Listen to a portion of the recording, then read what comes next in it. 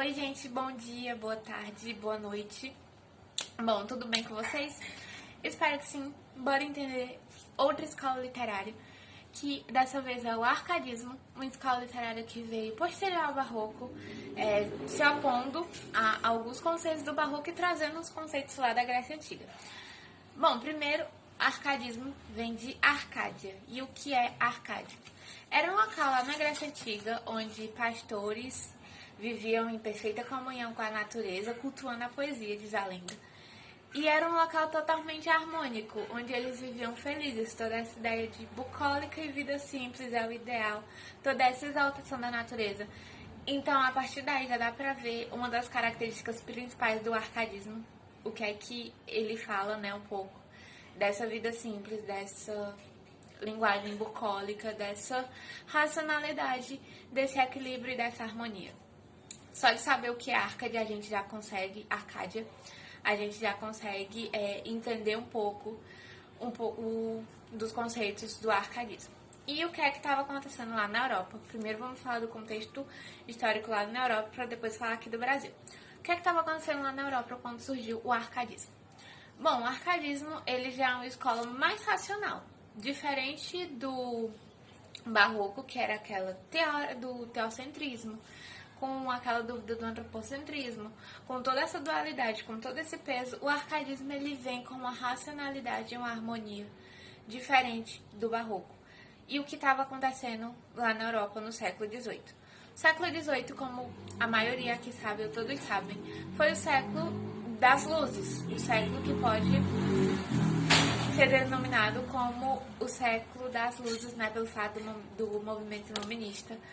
Então, o movimento iluminista influenciou bastante nessa área da literatura. Pode dizer que o arcadismo é o reflexo disso, um pouco do reflexo disso, porque é essa arte mais racional, do homem mais racional, do homem mais equilibrado, do homem mais harmônico. Então, como eu disse lá no vídeo do barroco, se o homem está complexo, ele vai produzir uma arte complexa. Agora, se o homem está racional, se ele está harmônico, ele vai reproduzir uma arte harmônica, uma arte racional. E é possível a gente encontrar isso no arcadismo. Bom, e o que é que ainda está acontecendo? O movimento iluminista influenciou diversas revoluções, né? A Revolução Industrial, a Revolução Francesa, a independência dos Estados Unidos, que foi a primeira que aconteceu aqui na América. Então, tudo isso teve um pouco de influência, teve um pouco a ver, e com tudo isso surgiu um pouco do arcadismo, é possível a gente ver no arcadismo. E quais são as características do arcadismo? Essa objetividade, racionalidade, vida simples no campo, bucólica, crítica à burguesia, tá bom? Porque se eu exalto viver no campo, logicamente acaba que inconscientemente eu vou criticar um pouco de quem vive na cidade. Se eu exalto uma vida simples, eu vou criticar quem tem um pouco mais de aquisição financeira. Então, essa crítica à burguesia. E aqui no Brasil é possível a gente ver o uso de pseudônimos. Bom, então bora aqui pro arcadismo no Brasil. O que está acontecendo aqui no Brasil? O ciclo do ouro, né, lá em Minas Gerais, está muito grande. Tem muito ouro. E com isso acaba surgindo uma elite. E o que é que acontecia com essa elite? Essa elite tinha os filhos, e esses filhos eles mandavam para fora do Brasil, lá para a Europa, para eles estudarem. Eles não queriam os filhos para deixar aqui. Se eles eram ricos, eles tinham dinheiro, eles mandavam os filhos lá para fora. Então, quando esses filhos iam lá para a Europa, lá na Europa o arcadismo já estava bem dominante.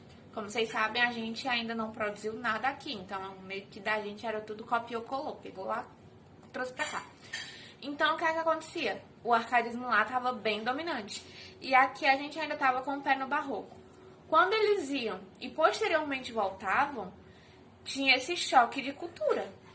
Tanto que é possível a gente ver em alguns autores ainda esse momento de transição, esse choque entre as culturas, porque não é algo que, o barroco é só até esse ano, depois disso cravou é arcadismo. Não, é algo que vai acontecendo de pouquinho em pouquinho até, e de vez até uma escola dominar.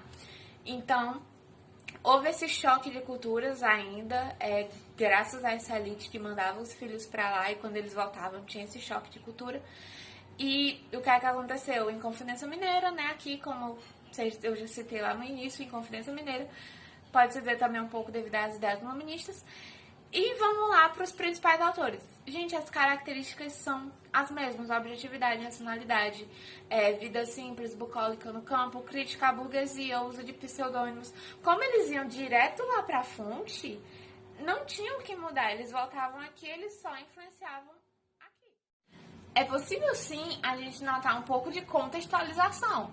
Tipo, eles exaltavam a natureza. Então aqui eles vão exaltar o que está predominante aqui. O que é que está predominante aqui? Em Minas Gerais, Vila Rica. Então é possível a gente ver isso.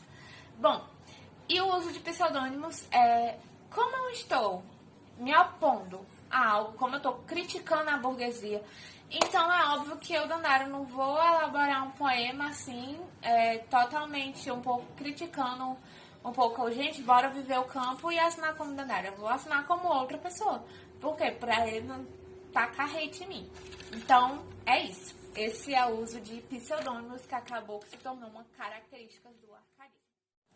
Bom, gente, e o arcadismo, ele pode ser dividido como lírico e como poemas épicos. Lírico é todo esse bucolismo, esse pastoralismo, e épico são grandes feitos históricos. No lírico, nós temos Cláudio Manuel da Costa, que foi o que estreou o arcadismo no Brasil, com o livro Obras. Mas ainda é possível a gente notar um pezinho no barroco, ele foi o autor da transição, pode ser assim, já que a gente nota características do arcadismo, mas também nota um pezinho do barroco. Então, ele foi esse autor da transição. Nós temos Tomás Antônio Gonzaga, que era envolvido na Inconfidência Mineira e assinava como Pastor de Seu. Gente, Cláudio Manuel assinava como Gleoceste. Bem aleatório, beleza. E o que é que Tomás Costa escreveu? Ele escreveu Marília de Seu e ele ainda escreveu Cartas Chilenas. Ele escreveu Cartas Chilenas, que foi a primeira obra de política e era satírica, tacando pau no governador lá de Minas Gerais. Bom, gente, poemas épicos, nós temos o Uruguai, de Brasílio de Gama, e o Caramuru, do Frei de Santa Rita Durão, que já virou filme, né, uma obra também muito conhecida, o Caramuru. E foi isso, essa foi a nossa aula sobre o arcadismo, espero que vocês tenham gostado, espero que tenham aprendido um pouquinho. E é isso, fiquem com Deus e até a próxima semana.